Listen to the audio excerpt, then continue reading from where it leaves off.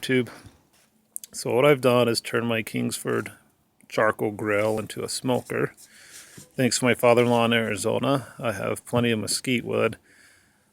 I chopped up the wood into small blocks and chips, soaked the wood for about 20 minutes in water. You can smoke it in apple juice or whatever else is to your liking. I'm gonna let a lot of my smoke go to let you guys see what I got going on here. I don't know if you can see the temperature gauge. I just barely got it going. We're about 150, and so the heat will be going more. I've got a London broil on there.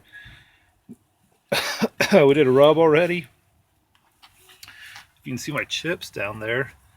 I started some briquettes, got them lit, and then put my soaked chips on top of the briquettes. I've got a bread pan full of some apple juice. Notice I've got the smoke on the other side. I want the smoke coming over here to cook my meat. I don't want it on top. I don't want the heat too high. I also have the rack at its lowest level. So pretty simple, pretty easy. We'll see how it goes. I'll let you know how it goes. Looks like some of my wood's catching on fire. It's probably that darn mesquite wood. Has the oil in it, but we'll work with that. And we'll put out the fire.